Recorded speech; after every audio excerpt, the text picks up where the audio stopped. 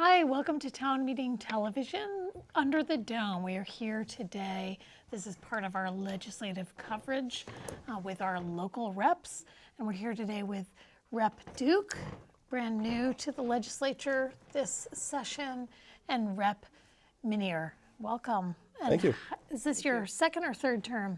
So this is my second biennium, so I'm, halfway through my third year. Okay. I was on last biennium House Education, and for obvious reasons, I still have a lot of my heart and my brain there. But I got moved over to Corrections and Institutions in January, and that's been an education in its own right. Yeah, I saw that. So you're on Corrections and Institution House and this year, and you're on Commerce and Economic Development. And tell me, what are the bills that have been that you all have been taking testimony on? We've reached crossover, so tell us a little bit about what's been going on in your committees. Shall I, or would you like to? Go for it. Yeah, so as the name implies, we have sort of a split bailiwick. We've got the corrections, we've got the institutions, and I didn't really fully appreciate what that meant until I got there. Because we're institutions, there's a large capital bill of about $220 or $30 million that we have to get out. And so a great portion of the testimony that we took in the first half of this session was about that. And so how are you going to keep all the courthouses functioning, the monuments standing, et cetera, et cetera. And so from that work, I would say the thing I'm most pleased about is it looks like we're going to add $1 million to the base budget in corrections so that we can roll out Wi-Fi throughout the DOC. And that's going to enable trainings for the correctional officers. That's going to allow them to download body cam footage all at once, and so it's better searchable and better recorded. And it's also, for the inmates, going to allow for more education through the Community College of Vermont, and hopefully, ultimately, within reasonable parameters, more ability to connect with loved ones.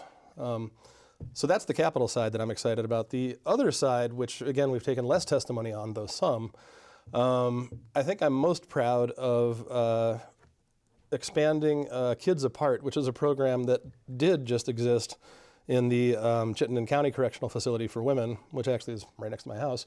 And we're now, partly as a matter of equity and partly because it's a good practice and it's rehabilitative, restorative, we're trying to expand that to the men's facilities too so that they can have better visitation with loved ones.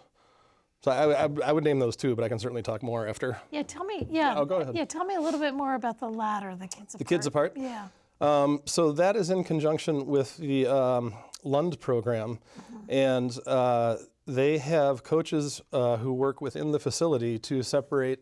It's like a different place to meet with kids, right? So you're not talking through the plastic to somebody. You can actually be with your child. And that sort of bonding has been really important, not only for those inside, but for the kids to maintain this relationship. So when that person is released, those connections are still there. And we think it's going to be appropriate. We just have to identify the right place in the facility and how you set it up to do it for the men. But we've gotten really good feedback on it, and it's really inexpensive for what it does. Great. We will come back to that. I mean, what I'm curious about is who you're hearing from in that committees and institutions. Who's testifying in front of you on the Capitol bill and on this? You know, who are you hearing from and who aren't you hearing from? Sure. In the committee halls. So, Rep. Duke, you are on housing. Is that correct? Commerce and Tech. That's right. And so community. Tell me. Go ahead. Absolutely. So Commerce and Commerce and Community Development, House Commerce and Economic Development, you mixed me up. So the kinds of issues that come to our committee are issues dealing with workforce development and training, consumer protection issues, which is interesting, and I'll come to that in a second, banking and securities, insurance, except for health insurance. Those are, and other issues that kind of have to do with business transactions. I'll talk sort of broadly about what we've been working on this session.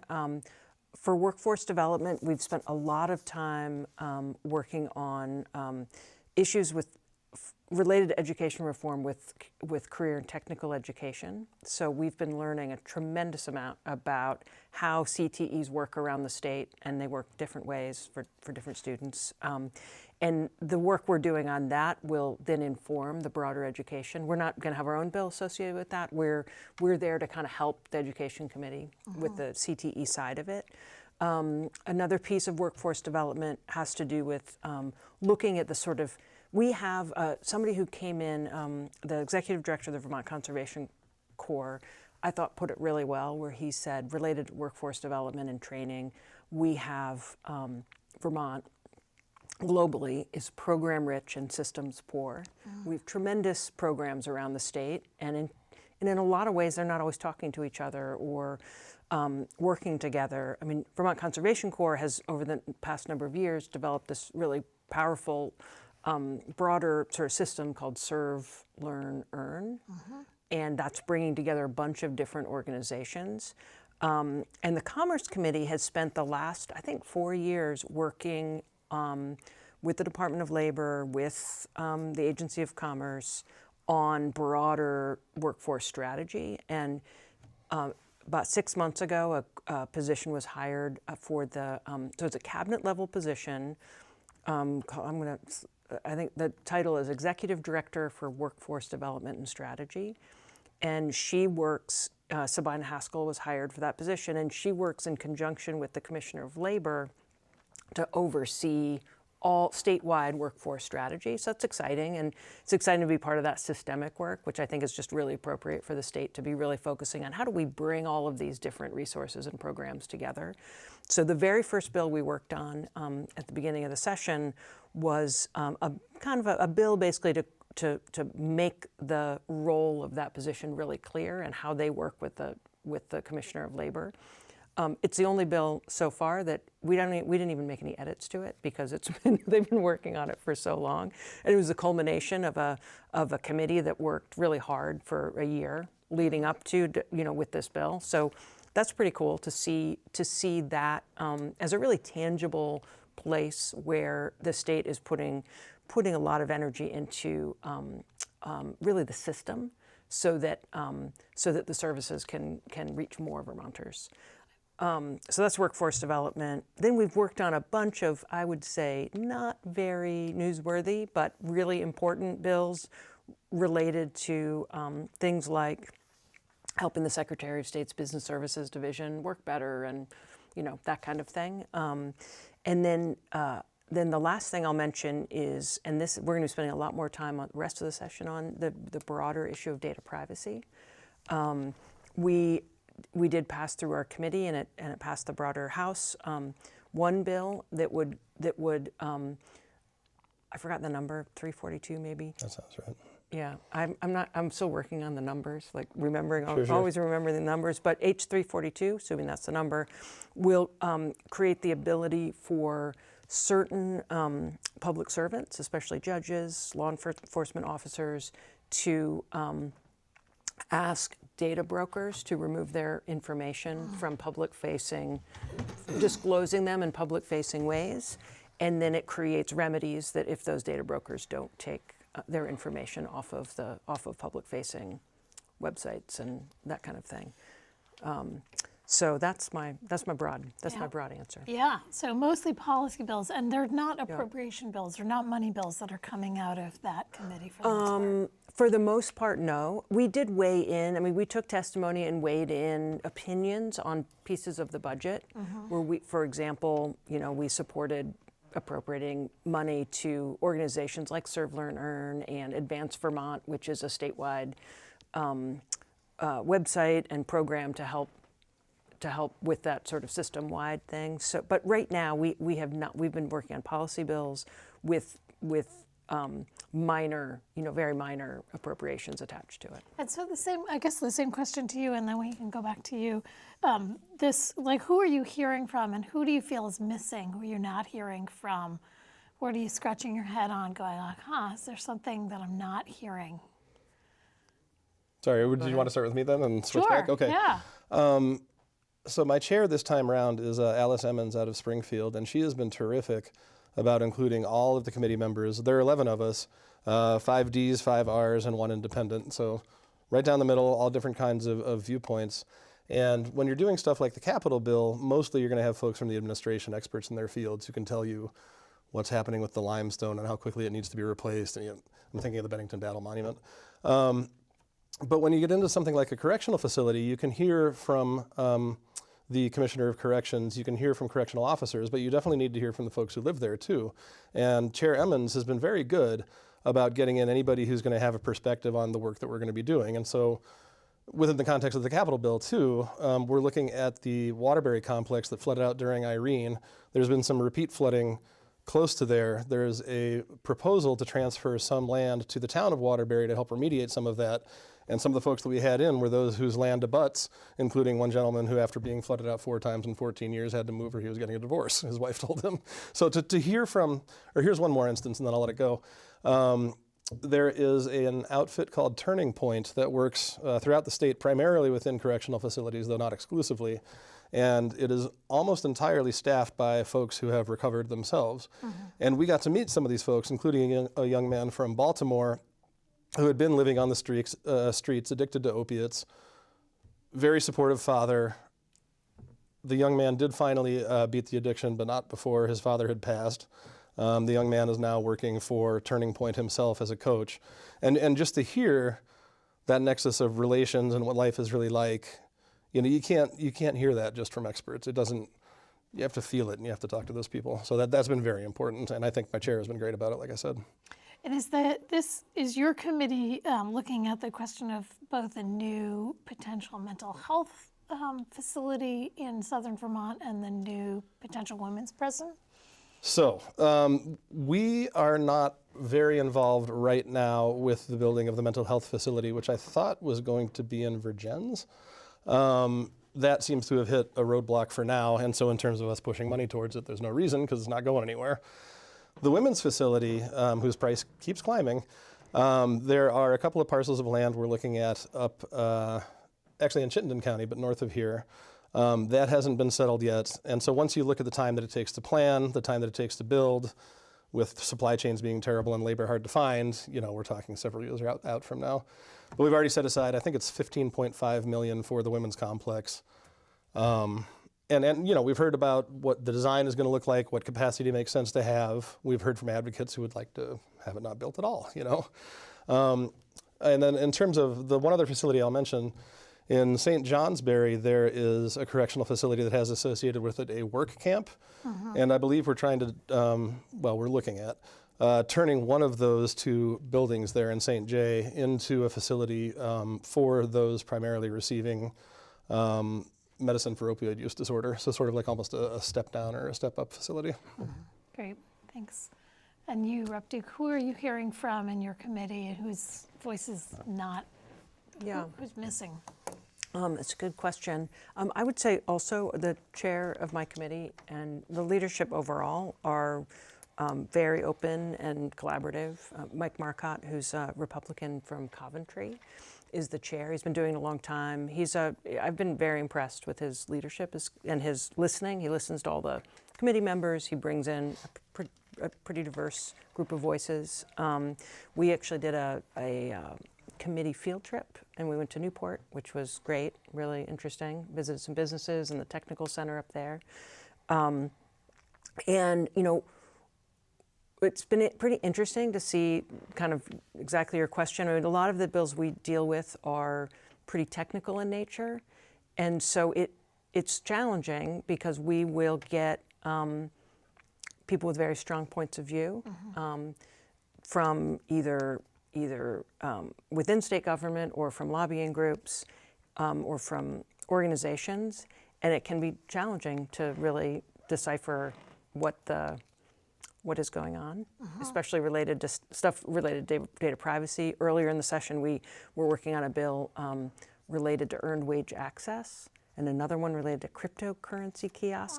So there are these things that have really tremendous impact on consumers, and then just trying to understand how the technical pieces really are going to boil down to consumers. Do you kind of see what I mean? Yeah. So I would say we're getting a lot of voices from these very strong viewpoints, but it can be hard to find viewpoints of people who are coming at it without a viewpoint. You need a JTO, not just a joint fiscal office, but a joint tech office to help decipher. Right, like what is the impartial, like it would be really helpful to have more impartial analysis and understand really, because you know, something like we will be working later in the session on a more comprehensive data privacy issues, and that is going to be really challenging for exactly that issue. We are going to have people with very strong points of view. We're going to have people flying in from around the country with very strong points of view, but there's not a lot of people with this like really rational, like, impartial analysis. Like, how is it really going to affect businesses? How is it really going to affect people? So, Well, and one thing I'm not sure about, and maybe you know better than I know we have this nascent agency of digital services, but are they meant primarily to help us work better, or are they meant to serve as experts as well, or do you know? Because I don't know. you know, that's a good question, and I've been wondering about that myself. So far, I think their focus has been on implementing digital services for state agencies. Okay. That's their, but it kind of it may make sense down the road. And in fact, this bill related to, it's really considered a data protection bill, like a public safety bill versus data privacy. This one where it allows certain public servants to ask that their personal information is not shared by data brokers. So that came from judiciary. It went to judiciary first, and they took most of the testimony from individuals, and we were really looking at it more from that sort of data side. But that bill includes a study where we're asking the Agency of Digital Services to look at that specifically, is actually studying how could we ask state government agencies to do the same thing, which is like, because there's a lot of public facing information that is, whether it's land records or whatever it is. So that would be a study to look at how could agencies comply with data protection as well. Yeah, it's a big, I mean, data is a big issue. It's a big issue. It's a big issue. So that's a little snapshot of your committees, but generally, how has the session gone so far? So talk to us a little bit about you get in, you get going, you meet everybody. Yeah. There's sort of a flurry, 1,000 bills hit the wall, and then you hit this thing called the crossover date, when if bills are not on their way, they're done unless they're attached to another bill. So you give us what that's been like from how has the session met your expectations or not going into it? Well, I'll be curious to hear what Abby has to say too, because you actually came in right at the last biennium. Yeah, I was there for 5 days. For 5 days only? Yeah, 5 days. I was thinking you were there for longer. No, just enough to just see the flurry. So this really is. Of the last filled week. The seat of Rep. Mulvaney Stanek. That's right. Who had to step down to become mayor. But I was forgetting it was only 5 days. Yeah, it was 5 days. So anyway, my second time around, it feels a little bit different. I understand more how the government works. I think maybe after 2 biennial, I actually understand almost everything. Crossover was crazy busy, as you suggest. And just remember, put that in a nutshell for folks who don't understand what that means. Yeah, so at a point about halfway through the session, meaning somewhere around St. Patrick's Day, say, bills need to go over from the House to the Senate and from the Senate to the House. And I believe for policy bills, it's a week earlier than for money bills. Money bills, we just had the crossover last week. And so the last 2 weeks really have been filled with this last-ditch scramble. Oh my gosh, if we're going to do it this time, it's got to get over there. So lots of frantic working in committee at the last second on an amendment to a bill that's already on the floor. Things just feel very hurried, I guess. By the same token, now that crossover has happened, and to some degree had already happened last week, there's this opportunity for a little bit to catch your breath. And so I, for instance, had a couple of smaller bills in other committees that hadn't gotten any traction. And these committees are now saying, okay, crossover's happened. We've done that part of the work. We now have a chance to listen to you. So I got to introduce a couple of things, which is nice. And those will be bills that hopefully the next... right. Do they go next year? Do they get attached to something this year? Depends on the Yes, interest of the committee and whether they're able to take testimony. And if they have an omnibus bill, they can stick it in. So what's your pet project that you were introducing? So the most recent one, I was up in Human Services. This was just 3 days ago. Introducing a bill that had been introduced by my predecessor, John Kalaki, by me last time around, and now by me for my second time, the third time for the bill. And it's about food allergies and restaurants, saying that there would be a department rolled out through the Department of Health, whereby it's very cheap. It's like a half-hour video training that's done online, so that someone front of house knows how to describe to customers how food is prepared and talk to them about allergies. And there's someone back of house who knows how the food is prepared and ensures that goes correctly. Because I didn't realize until I got involved in this, but 10% of Americans have a serious food allergy, and this came to attention through a constituent whose kid had a couple of unplanned visits to the hospital. So love to avoid that. And also, if you want to take it from a business perspective, unlock those 10% of customers who are too afraid to go out right now. So that's just one. I mean, there are other few like that, yeah. Tell us a little bit, you mentioned policy and money. Give us an example of a money bill versus a policy bill that you've seen in front of your committee. So How do you pass new policy without it requiring money being attached to it? yeah, no, that's a good question. So there are, of all the committees in the State House, or in the House, there are two that are just flat out called money committees. So Ways and Means, which is really revenue and taxes, Appropriations, which is spending, and there's two more committees that seem to also deal with big budgets: Transportation, and Corrections and Institutions.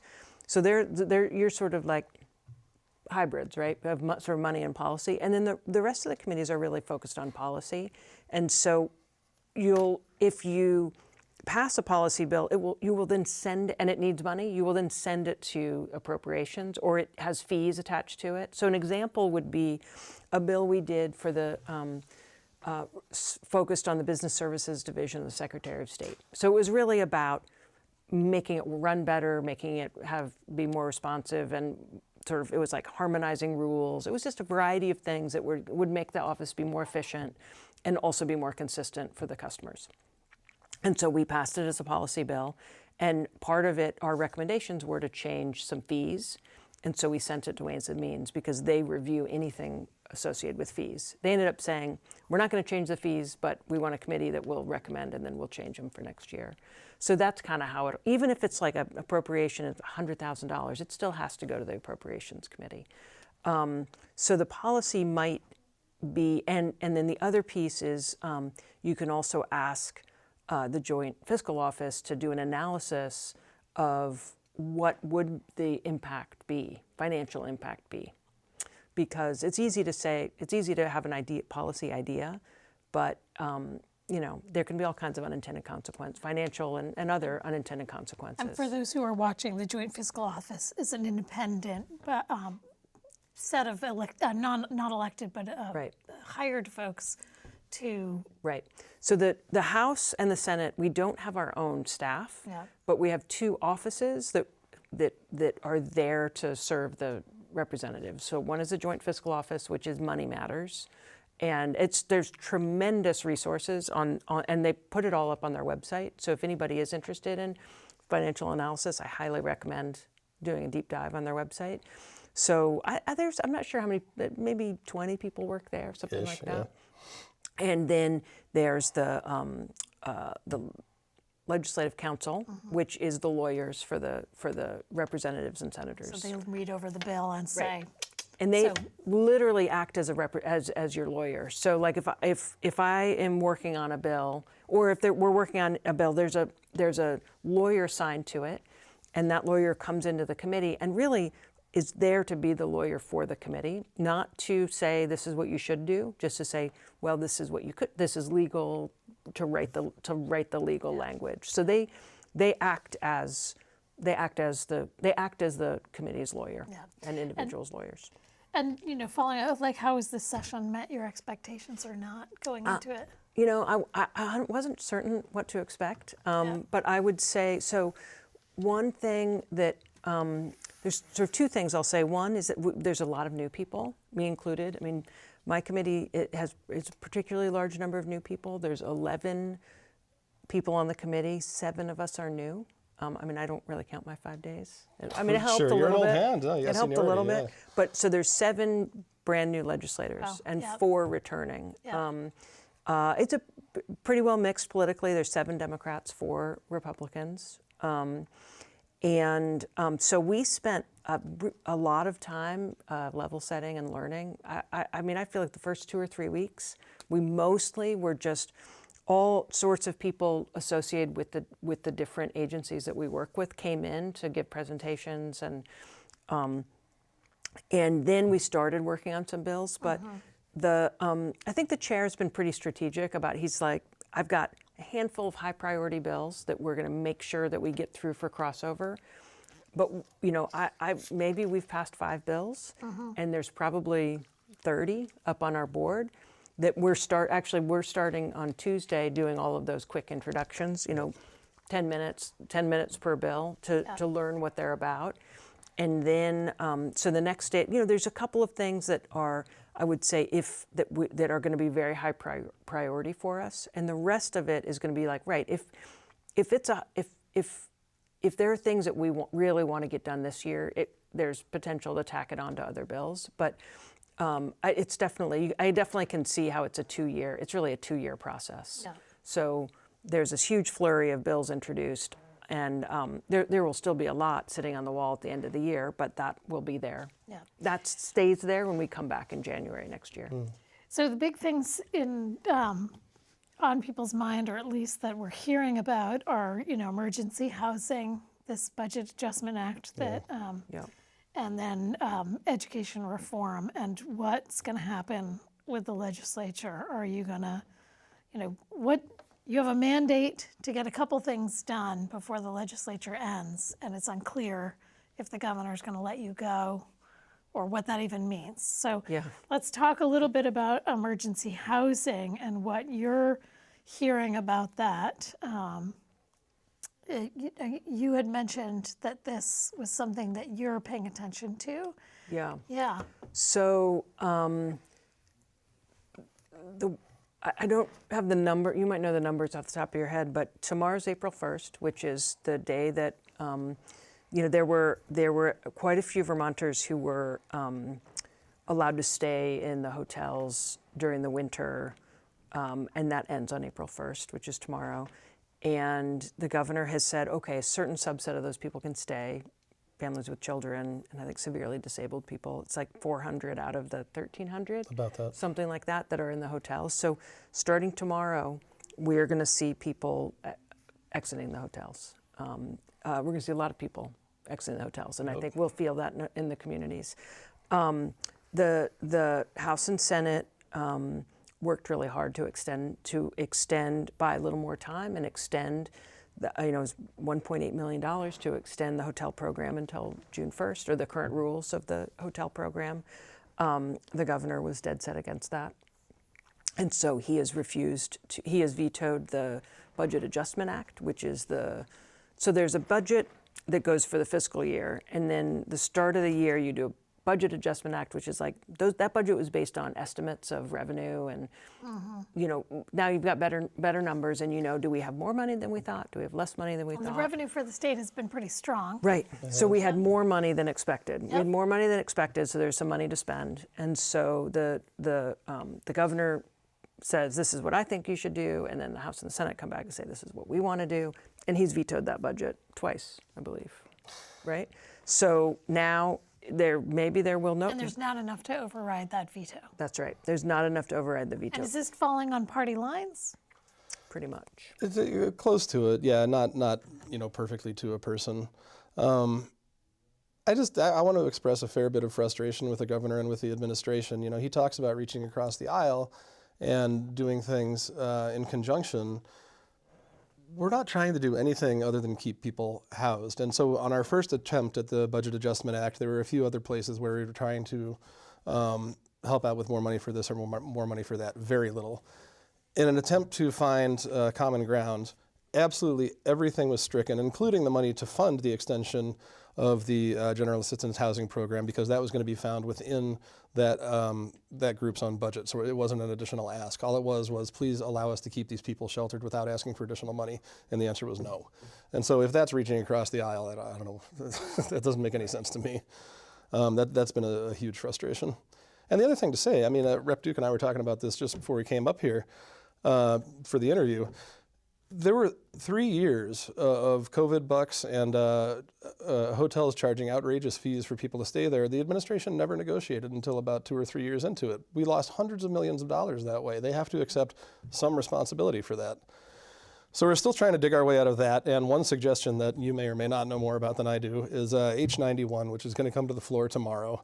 And like all these bills, it has an acronym that ends up spelling something, which is HEARTH, H-E-A-R-T-H, because housing. And this builds a decent framework for getting people out of general assistance housing into shelters if necessary, and ultimately, hopefully, into permanent housing, whatever that looks like. It's going to take some time. I don't know what the funding is going to have to look like, but at least it offers a roadmap. And who's pushing that bill?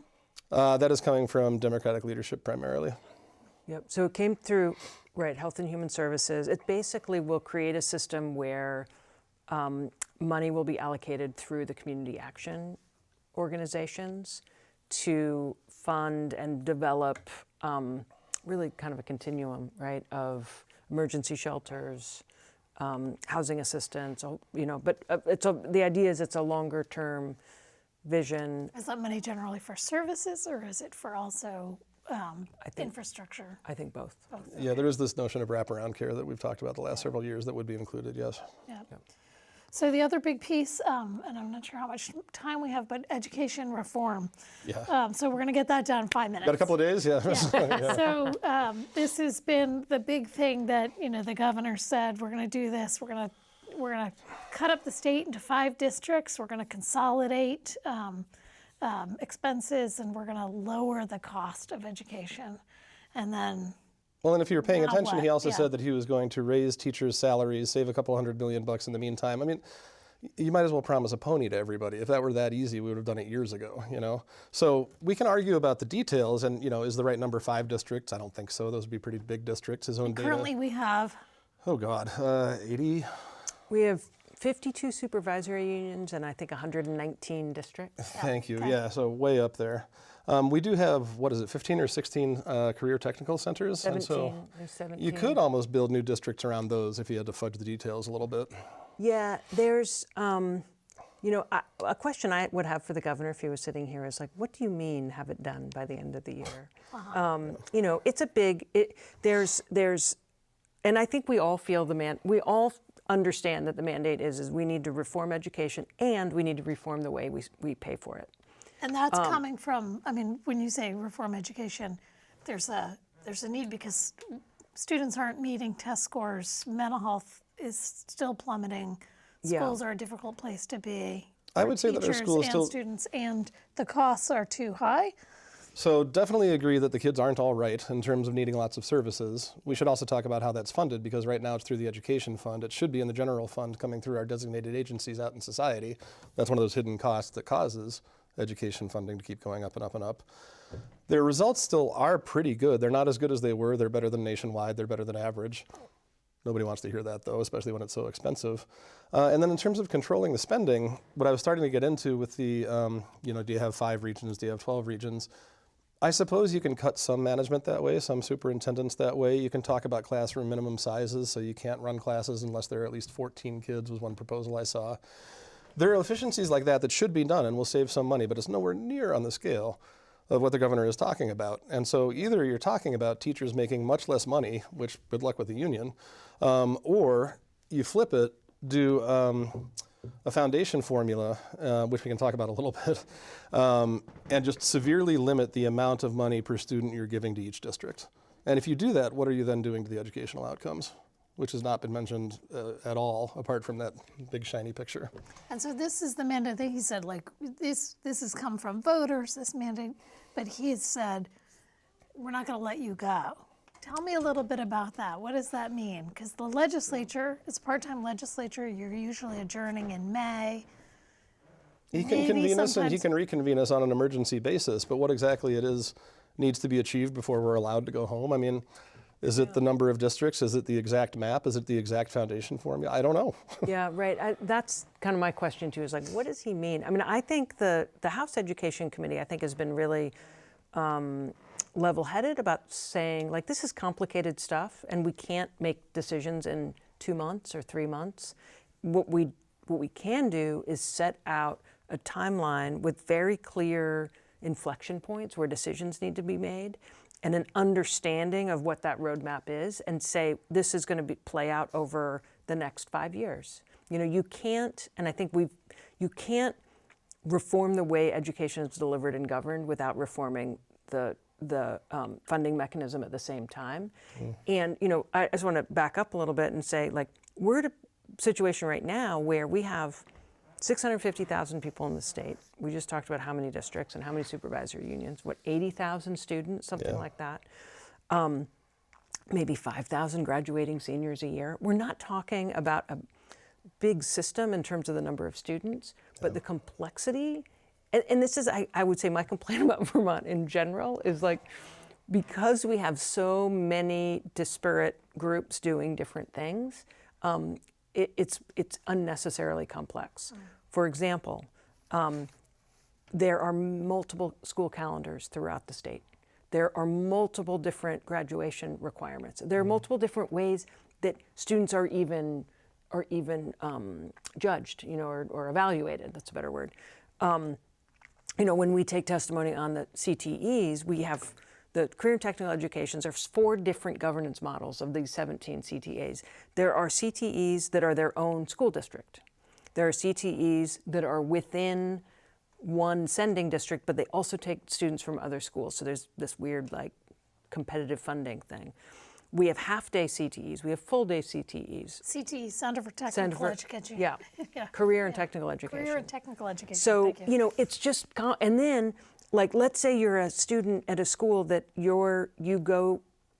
want to go to a CTE center to study, say, automotive technology or healthcare, you go and the calendar is different than your home district, or the graduation requirements are different than your home district, and then there has to be all these people working to figure out how to navigate that. So the House plan, we're not going to solve this, but you could create a roadmap to be like, we need to tackle this. We need to tackle this. We have this end goal of a more efficient, more resilient system with better outcomes for ideally a little less money, but it's not going to be the kind of money that the governor talks about. And then we can have a very smart strategic map to get there. And that is, I think, success to me on education reform would be at the end of the session, we have that. Yeah. We have clear things that can happen right now. For example, a common calendar. People have been talking about needing to do that for years. Yeah. And they just, maybe we can mandate that. Yeah. Do the things that can be done right away, and then have a roadmap of this is when the school districts are finalized. This, So housing, emergency housing, yeah. education, these are just a couple of the issues, and we didn't talk about healthcare. And all of these are going to be affected by federal mandates that are coming down. Yes. So Vermont's budget relies largely, Vermont's services rely largely on federal funds. Of the $9 billion budget, I thought it was something like a third. Approximately a third. Yeah. Comes from. So what do we see? What are you hearing in your inner circles? You're there every day. You're talking to other legislators. You're hearing from advocates, lobbyists, nonprofit activists who are telling you what's going on, what's their concern. What are you hearing about the federal impact? And how does it affect this kind of decision making? Right. Yeah. What you're hearing there is in some ways what you're hearing here, that it's unprecedented, that every day is different, that we don't know what it's going to look like a week in the future. And what that means ultimately for our work is that we go ahead as we've done before because that's what we know. But are we actually, is anything going to come to fruition? Could it all be blown up? It could. I don't exactly know how you deal with that. I have colleagues who would suggest, everybody take a 2% haircut so we have some money set aside for whatever contingencies. What if you're actually handicapping further those places that are going to be hurt? I don't know how you deal with this, and I'm not sure that anybody else does either. I was saying just before we came on camera that Peter Welch was up here doing an event in South Burlington, and he's saying the same thing. It's unprecedented. We don't know. And so what you're able to do is push back.